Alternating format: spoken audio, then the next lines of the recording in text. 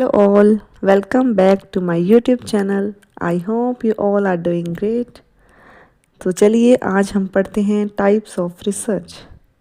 पहले हमने कंप्लीट किया था topic introduction of research. I hope वो टॉपिक आपको क्लियर होगा।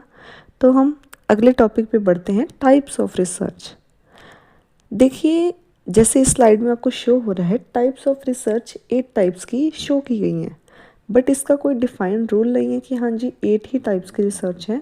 इसके अलावा भी अलग अलग टाइप्स की रिसर्च हैं, बट मेनली जो उनसी मेन टाइप्स ऑफ रिसर्च हैं वो ये 8 हैं जो हम इन स्लाइड्स में पढ़ेंगे। सो आइए वन बाय वन इनको हम समझते हैं। फर्स्ट आती है डिस्क्रिप्टिव रिसर्च। डिस्क्रिप्टिव रिसर्च में क्या लिखा हुआ है? It describes population, situation or phenomena, and it answers question like what is happening, when it is happening, where it is happening and how it is happening। इसका मतलब है कि हाँ जी ये जस्ट डिस्क्राइब करता है कि ये सिचुएशन में क्या हो रहा है। ये आपको आंसर करेगा कि व्हाट क्या हो रहा है, व्हेन कब हो रहा है, वेयर कहाँ हो रहा है, हाउ कैसे हो रहा है, but it does not explain why something happens, क्यों कोई चीज़ होती है। मतलब डिस्क्रिप्टिव रिसर्च में हम रीज़न नहीं समझ सकते कि क्यों हो रहा है, हम जस्ट एक सिचुएशन को देखते हैं और जस्ट बताते हैं इस सिचुएशन में ये हो रहा है। रीज़न नहीं हमें पता लगता, जस्ट हम what, when, where and how के आंसर डिस्क्रिप्टिव रिसर्च में फाइंड आउट कर सकते हैं। हम इसमें एग्जाम्पल ले सकते हैं कि हाँ जी how many students use smartphone in class. ठीक है, कितने बच्चे स्मार्टफोन क्लास में यूज़ करते हैं। तो इसमें हम क्या करेंगे, हम जस्ट बता दें कि हाँ जी हमारी 50 की क्लास है तो इसमें से 40 बच्चे मेनली स्मार्टफोन का यूज़ करते हैं। इसमें जस्ट हमने सिचुएशन थी उसका हमने आंसर दिया, हमने रीज़न नहीं फाइंड आउट किया कि हाँ जी वाई, क्यों बच्चे स्मार्टफोन यूज़ करते हैं। तो आई होप आपको डिस्क्रिप्टिव रिसर्च समझ आ गई होगी कि हाँ जी इसमें जस्ट हम सिचुएशन को देखते हैं और उसको डिस्क्राइब करते हैं। सो नेक्स्ट जब करते हैं हम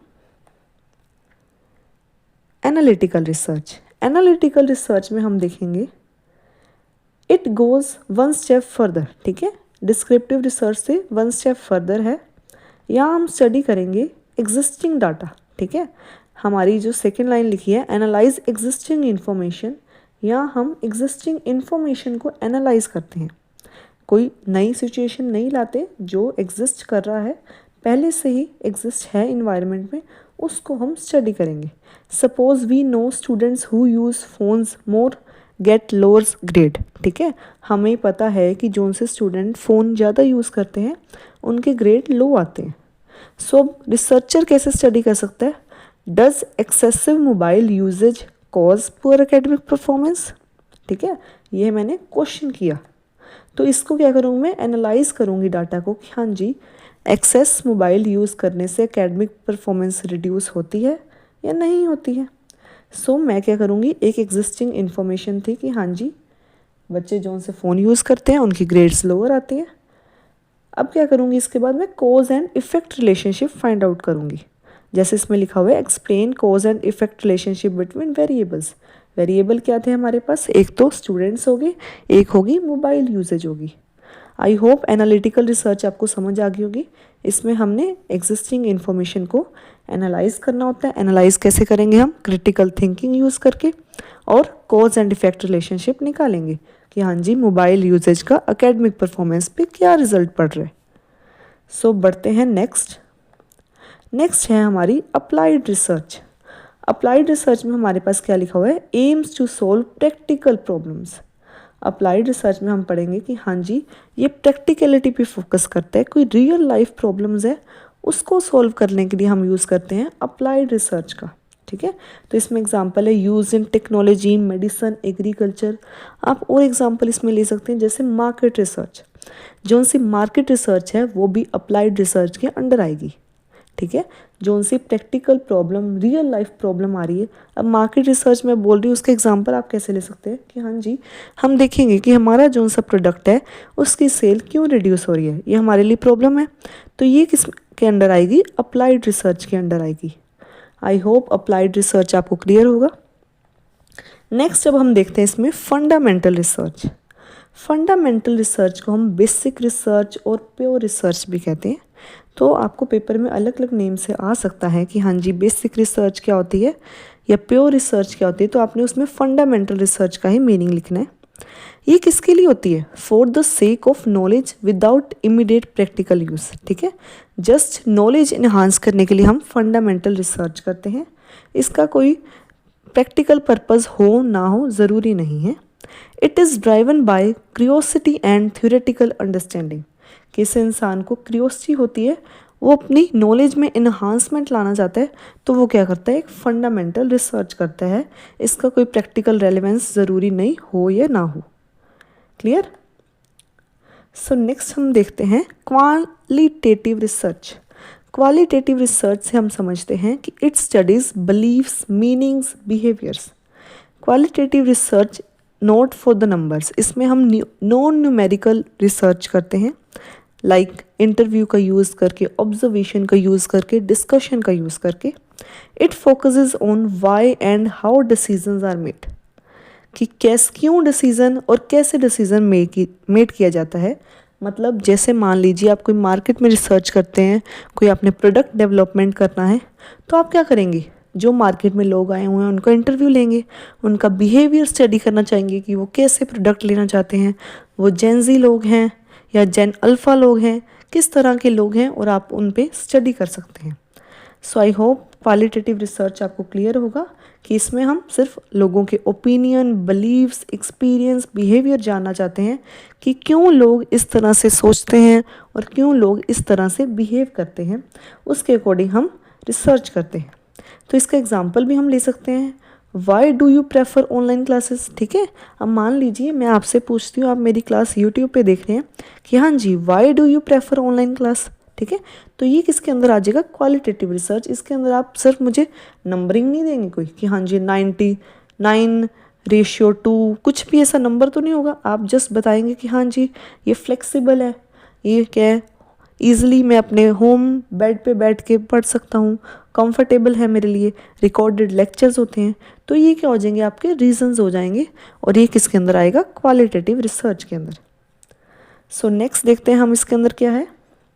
quantitative research. Quantitative research is just opposite of qualitative research. Qualitative में हम क्या कर रहे थे? जस्ट ओपिनियन, बिलीफ्स समझ रहे थे। इसमें क्या हम नंबरिंग समझेंगे, ठीक है। इसमें सारा हम न्यूमेरिकल डाटा कलेक्ट करेंगे। न्यूमेरिकल डाटा कैसे कलेक्ट करेंगे कि हाँ जी मान लीजिए कोई सर्वे करना है, आप लोग की क्लास है, मान लीजिए 200 स्टूडेंट्स की क्लास है, तो सर्वे करूँगी कि हाँ जी किस बच्चे को ऑनलाइन क्लास अच्छी लगती है, किस बच्चे को ऑफलाइन क्लास अच्छी लगती है। तो उसमें क्या सर्वे में क्या रिजल्ट आएगा? मान लीजिए 50-50 रेशियो आ रही है कि हाँ जी 100 बच्चे प्रेफर कर रहे हैं ऑनलाइन क्लास और 100 बच्चे प्रेफर कर रहे हैं ऑफलाइन क्लास। तो ये क्या आ जाएगी? जो 100 है वो क्या आ जाएगा? हमारा क्वान्टिटेटिव रिसर्च, जिसमें हम नंबरिंग ऐड कर रहे हैं। क्लियर? सो ये क्या है? मैथमेटिकल एनालिसिस, स्टैट्स के अंदर यूज जो उनका होता है डाटा, वो किस में हम लेंगे? क्वांटिटेटिव रिसर्च में। सो नेक्स्ट समझते हैं अब हम conceptual research. Conceptual research is based on ideas, theories and concepts. इसमें क्या होता है? नो एक्सपेरिमेंट कंडक्टेड, किसी तरह का एक्सपेरिमेंट कंडक्ट नहीं होता, जस्ट जो सी आइडियाज़ होते हैं, थ्योरीज होती हैं, कंसेप्ट होती हैं, उस पर ही स्टडी किया जाता है। It is common in philosophy and theoretical studies. ये कॉमन किस में है? जस्ट फिलोसफी, किसी के माइंड को स्टडी करना है, कोई थ्योरी को स्टडी करना है, तो उसके लिए हम कंसेप्चुअल रिसर्च का यूज़ करते हैं। इसमें कोई भी हम हैंड्स ऑन एक्सपीरियंस नहीं करते हैं। सो नेक्स्ट रह गया हमारा है एम्पेरिकल रिसर्च। एम्पेरिकल रिसर्च में क्या होता है? It is based on real observation और एक्सपेरिमेंट। इसमें क्या होता है? It uses actual data collected from real world. हम इसमें एक्सपीरियंस समझेंगे, ठीक है, रियल लाइफ ऑब्जर्वेशन करेंगे और एक्सपेरिमेंट्स करेंगे और लोगों का इसमें एक्सपीरियंस लेंगे। कैसे कर सकते हैं हम? एक रिसर्चर है वो कैसे एम्पेरिकल रिसर्च कर सकता है?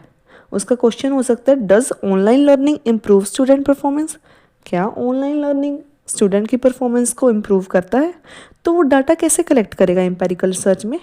कोई एक्सपेरिमेंट करेगा कि हाँ जी कोई क्वेश्चनेयर या कुछ लोग बच्चों से क्वेश्चंस पूछेगा ऑनलाइन क्लास में भी जाके, ऑफलाइन में भी जाके, कि कौन से बच्चे अच्छा रिस्पॉन्स कर रहे हैं, मतलब कोई टेस्ट कंडक्ट करवा सकता है, ऑब्जर्व कर सकते हैं स्टूडेंट को, इसका मतलब है रियलिटी में कोई मैं जाके ऑब्जर्वेशन कर रही हूँ, वो किस में आ जाएगा हमारा एम्पेरिकल रिसर्च में।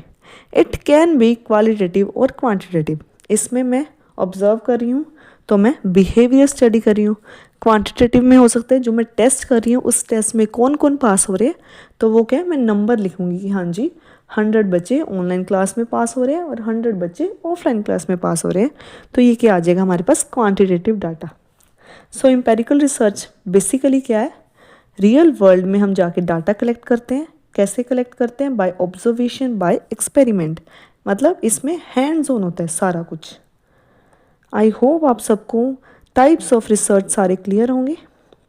सो मिलते हैं अब हम अगले वीडियो में। Thank you all, I hope you all are doing great, bye bye.